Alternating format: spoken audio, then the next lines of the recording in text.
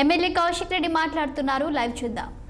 పిటిసిలని, కార్పొరేటర్లని, municipal చైర్మన్లని, BRS party కార్యకర్తలని, ఉప సర్పంచ్లని, ward మెంబర్లని, KCR గారి ప్రతి అభిమానిని, కేటీఆర్ గారి, హరీష్ రావు గారి ప్రతి అభిమానిని ఇవాళ పోలీసు వాళ్ళు అరెస్ట్ చేసి ఎక్కడికక్కడ హౌస్ అరెస్టులు, పోలీస్ స్టేషన్లో నిర్బంధించి ఆఖరికి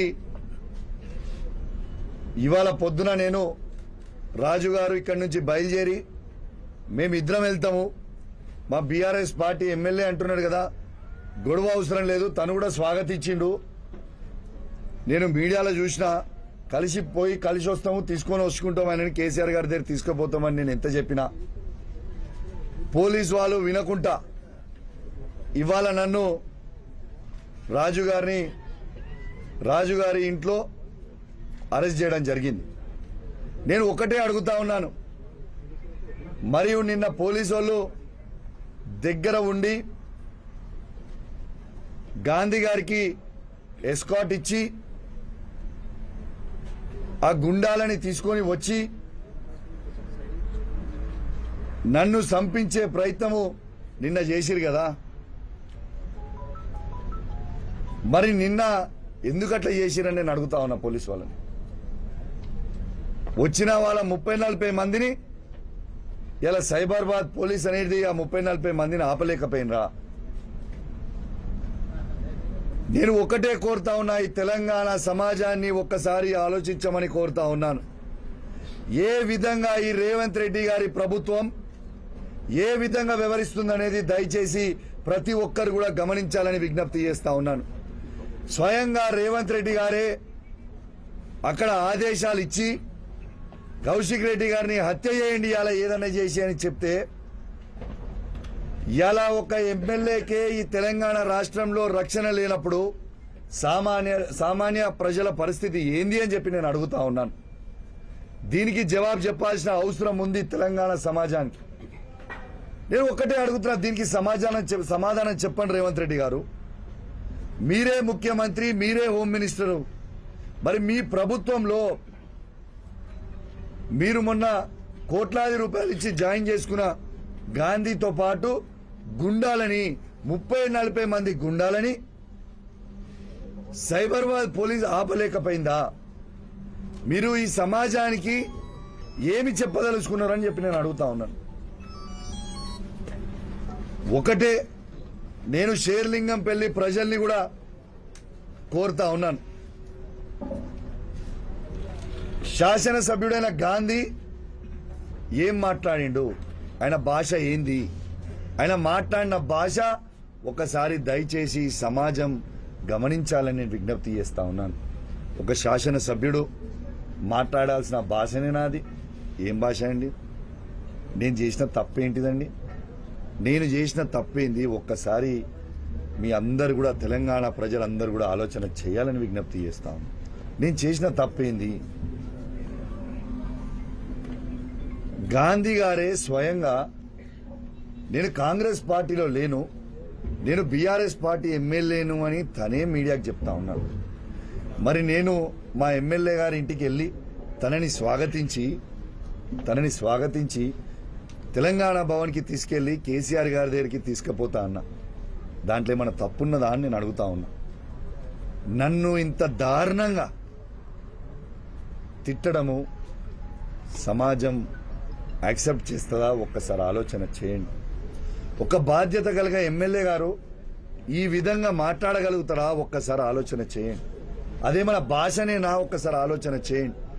నేను దయచేసి షేర్లింగంపల్లి ప్రజలందరినీ కూడా కోరుతా ఉన్నాను, మీరందరూ చదువుకున్న ఎడ్యుకేటెడ్ పీపుల్, ఆయన మాట్లాడిన భాష ఒక్కసారి మీ అందరు కూడా గమనించాలి అని నేను విజ్ఞప్తి చేస్తా ఉన్నాను.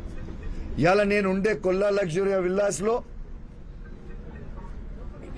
ఆ విల్లాలో నేను ఒక్కనే ఉండా, నాతో పాటు 69 కుటుంబాలు ఉంటాయి. చిన్నపిల్లలు ఉంటారు, మహిళలు ఉంటారు, పెద్దవాళ్ళు ఉంటారు. ఇవాళ అదే కమ్యూనిటీలో మంత్రి నారాయణ గారు ఉంటారు, అదే కమ్యూనిటీలో ఇంకో శాసనసభ్యుడు శివప్రసాద్ రెడ్డి గారు ఉంటారు, మాజీ శాసనసభ్యుడు గణేష్ గుప్తా గారు ఉంటారు, ఇంకా పెద్ద పెద్ద వ్యాపారస్తులు చాలా మంది ఆ కమ్యూనిటీలో ఉంటారు. అట్లాంటి కమ్యూనిటీ లోపలికి ఇలా దౌర్జన్యం చేయనికే వచ్చిండు అంటే ఇలా ప్రజలని భయప్రాంతాలకి గురి చేయడానికి నీకు ఆ ప్రజలు ఓట్లేసి నేను ఎమ్మెల్యేగా చేసిండ్రా అని నేను అడుగుతా ఉన్నాను. నీ రౌడీయిజం చూడడానికి నీ నియోజకవర్గాల్లో నీకు ఓట్లేసిర్రా అని నేను అడుగుతా ఉన్నాను. ఇలా కమ్యూనిటీలో ఉన్న ప్రజలందరూ కూడా నీకు ఓట్లేస్తేనే నువ్వు ఎమ్మెల్యే అయినావు కదా.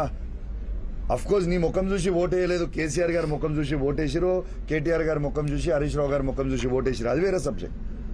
కానీ ఓట్లేసిన ప్రజలని భయప్రాంతాలకి గురి చేయడం నువ్వు ఎంతవరకు కరెక్ట్ అని నేను అడుగుతా ఉన్నాను.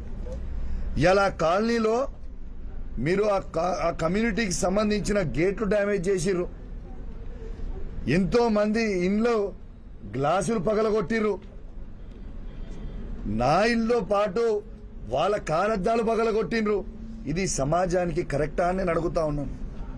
What are you trying to do mister Gandhiji? Can you please tell me? మళ్ళా ఇంతకి నువ్వు వచ్చి చేసింది ఏముందిరా భయ్ అంటే ఆడికి వచ్చి నన్నేమైనా టచ్ చేసినావా? నా ఇంటిక కూడా టచ్ చేయలేకపోయాను. ఆఖరికి గట్టిగా గాలి వస్తే అద్దం బలిగిపోయేది, అద్దం బలగొట్టిపోయాను. ఇదా మీరు చేసేది? ఇదా మీకు కావాల్సింది? నువ్వు స్ట్రేట్గా చెప్పు, నువ్వు బీఆర్ఎస్ పార్టీ ఎమ్మెల్యే అయితే నువ్వు కండువ కప్పుకోరాదు, కండువ కప్పుకో. ఇలా నువ్వు ప్రతి ఇంటర్వ్యూ ఇస్తుంటే నేను టీవీలో చూస్తున్న బ్యాక్గ్రౌండ్లో వైఎస్ రాజశేఖర రెడ్డి గారి బొమ్మ ఉంది, వాళ్ళ ఇంటి చుట్టూ మొత్తం కాంగ్రెస్ ఫ్లెక్సులు ఉన్నాయి, వాళ్ళ ఇంట్లో మొత్తం కాంగ్రెస్ బొమ్మలు ఉన్నాయి. ఒక్కసారి సమాజం ఆలోచన చేయాలి, ఇట్లాంటి వాళ్ళు మనకు అవసరమా అనేది సమాజం ఆలోచన చేయాలి. రెండోది మీకు ఒక వీడియో వినిపించదలుచుకున్నా. ఇలా గాంధీ గారు మాట్లాడిన వీడియో ఒక్కసారి మీ అందరు వినాలి. ఆయన ఏమన్నాడో ఒక్కసారి మీరు వినాలి.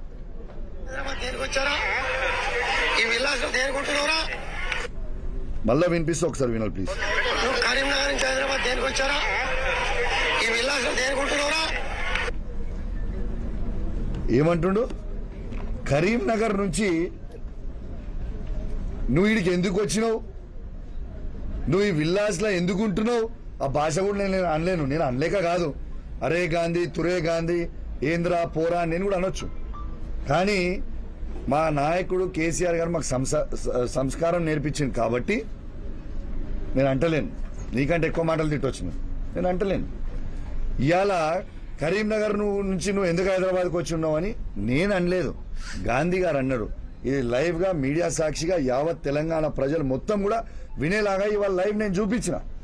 దాన్ని వక్రీకరించి ఏమంటున్నాడు, నేను తెలంగాణలో ఉండదు, ఆంధ్రోళ్ళని నేను తిట్టినా అని, ఆంధ్రోళ్ళని నేను అన్నా అని.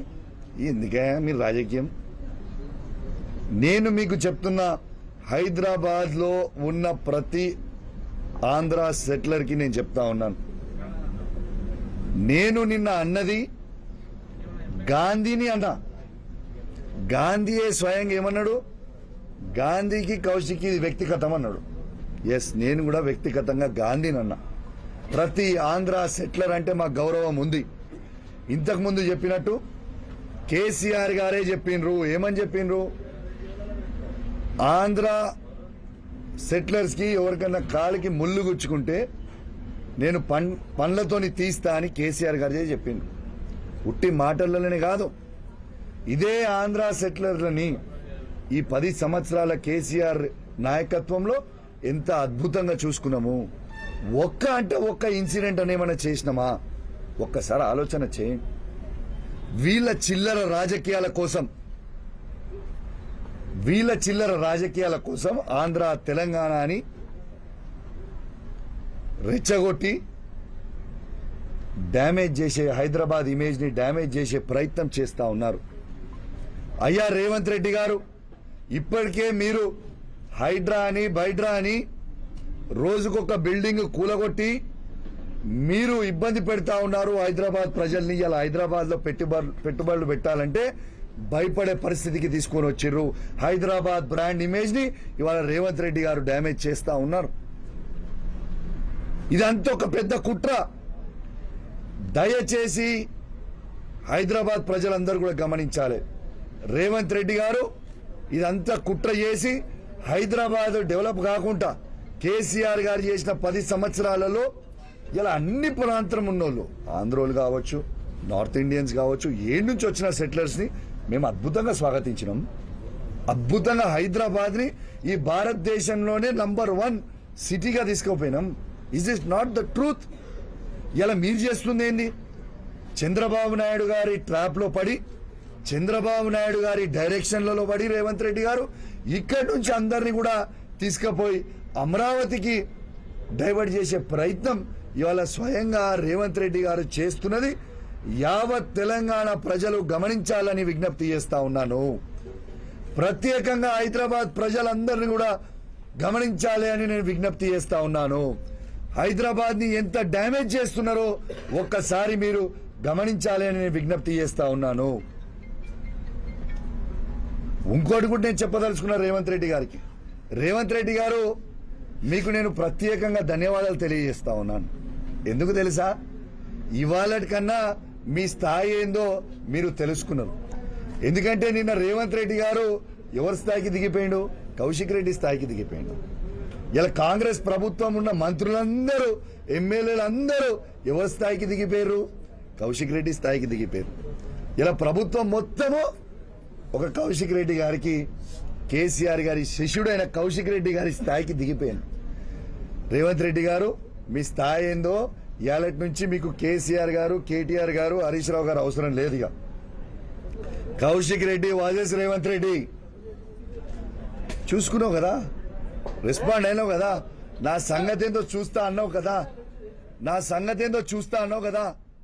చూడు ఏం చేస్తావు నా సంగతి. నేను ఆల్రెడీ హత్య చేయించే ప్రయత్నం చేసినావు, మళ్ళా రేపు నన్ను హత్య చేయిస్తావు కావచ్చు, నీ దగ్గర అధికారం ఉంది కాబట్టి. I'm ready to die for Telangana. Kaushik Reddy చావడానికి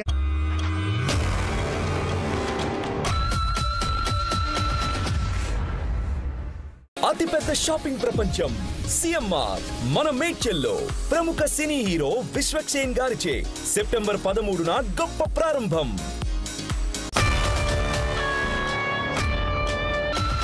మీకు ప్రణాళికాబద్ధంగా సెక్యులర్ హైడ్రా మీ పార్టీ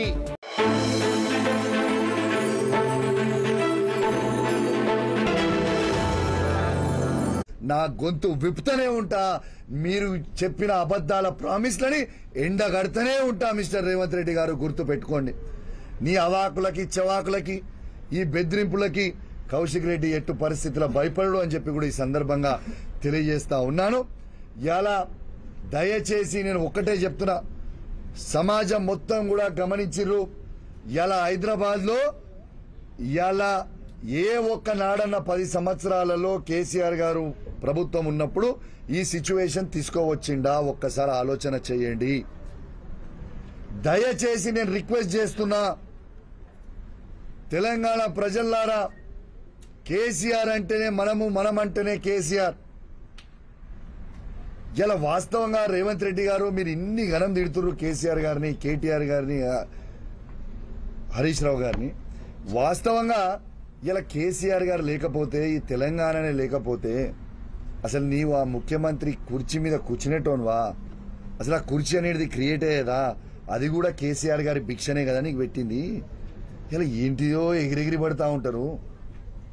కాబట్టి ఇగనన్నా మీ చేసే అవాకులు చెవాకులు బంజేరి మొత్తం తెలంగాణ ప్రజలకి, కానీ మా ఎమ్మెల్యేలు అందరినీ ఇక్కడి నుంచి తీసుకొని పోయి ఆ కల్వకుర్తి కాన్స్టిట్యున్సీ శాంతంగా కాదు బంజేరి. తెలంగాణ ప్రజలందరూ కూడా మీరు గుండాయిజం చేసిన గుండాయిజం మొత్తం చూసిర్రు, మీ రౌడీయిజం మొత్తం చూసిర్రు. దానికోసమే నిన్న అరెస్ట్ చేసిర్రు పోలీసులు. ఏంటిది? నిన్న హరీష్ రావు గారిని, మా ఎమ్మెల్యేలందరినీ ఇక్కడి నుంచి తీసుకొని పోయి ఆ కల్వకుర్తి కాన్స్టిట్యున్సీ, శాంతనగర్ కాన్స్టిట్యున్సీకి తీసుకొని పోయింది. ఎందుకు తీసుకుపోయారు పైకి అంత దూరం? హరీష్ రావు గారు ఏం చేసిర్రు? హరీష్ రావు గారు అన్నదేంటిది? మీరు ఇలా గమనించాలి. తెలంగాణ ప్రజలు ఎట్లా తిరగబడుతున్నారో మీ మీద గమనించాలి. ఇలా హరీష్ రావు గారిని మీరు ఆడికి తీసుకుపోతున్నది మాకైతే తెలియదు. అంటే మీరు చేసే చెత్త శాస్త్రాలు, మీరు చేసే వెకిలి శాస్త్రాలు ప్రజలు టీవీలలో చూసి ఎంత గమనిస్తున్నారు అనేది మీరు అర్థం చేసుకోవాలి. ఇలా ప్రజలు ఏ తిరిగి రివర్స్ అయ్యారు. అక్కడ మీరు హరీష్ రావు గారిని తీసుకోబోతుంటే ప్రజలు తీసుకొచ్చి మీరు చేసే దౌర్జన్యంని తట్టుకోలేక ఇలా జేసీబీలు అడ్డం పెట్టిర్రు, పోలీసు వ్యాన్లకు అడ్డం తిరిగిర్రు, ఇలా గుండురాయలు తెచ్చి అడ్డం తిరిగిర్రు. ఇలా మా హరీష్ రావు గారిని ఎట్లా మీరు అరెస్ట్ చేస్తారు? కేసీఆర్ గారు చేసిన అన్యాయం ఏంది? ఎందుకు కేసీఆర్ గారి మీద ఉన్న శిష్యుల మీద, ఇలా కేటీఆర్ గారి మీద, హరీష్ రావు గారి మీద, మా శాసనసభ్యుల మీద, శాసన మండలి సభ్యుల మీద, మా బీఆర్ఎస్ పార్టీ కార్యకర్తల మీద మీరు ఇంత దౌర్జన్యం ఎందుకు చేస్తుర్రు అని ప్రజలే తిరగబడతా ఉన్నారు. మీరు ఇదే వెక్కిలి శాస్త్రాలు చేస్తూ ఉంటే మీరు ఈ తెలంగాణ రాష్ట్రంలో ఎన్ని రోజులు తిరుగుతారు? ఈ పోలీసులను అడ్డం పెట్టుకొని ప్రజల్లోకి ఏదో ఒక రోజు పోవాల్సిందే కదా. ఏ దగ్గర కూడా ఈ పోలీసు రాజ్యం నడవదు, గుర్తుపెట్టుకోండి.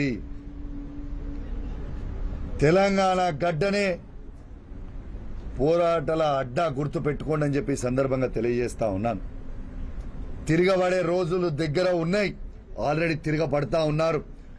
రేపు రాబోయే రోజులలో ఇంకో మీ 6 గ్యారెంటీలు మీరు ప్రామిస్ చేసిన అన్ని ఫుల్ఫిల్ చేయకపోతే ఏ ఒక్క కాంగ్రెస్ పార్టీ నాయకుడు కూడా తిరిగే పరిస్థితి ఉండదు అని చెప్పి సందర్భంగా తెలియజేస్తా ఉన్నాను.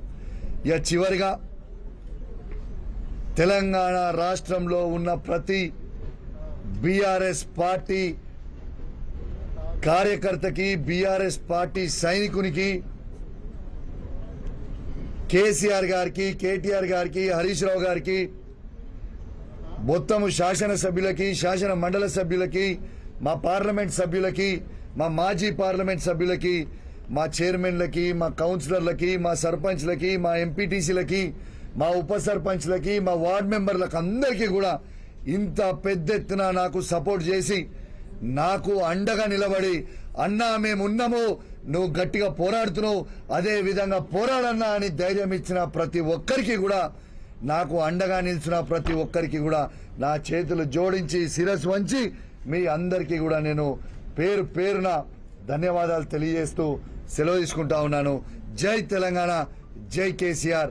దీంతో పాటు ఫైనల్గా ఇలా యావత్ తెలంగాణ ప్రజలకి గాంధీ గారి మాటలు, ఈ ఫైనల్గా ఈ లొల్లి అంత ఏంటంటే హైకోర్టు ఆర్డర్ ఖచ్చితంగా ఈ ముగ్గురిని మీరు 4 వారాలల్లా డిస్క్వాలిఫై చేయాలన్న తర్వాత ఒక్కొక్కటి గజ గజ గజ గజ గజ వణికే పరిస్థితికి వచ్చింది.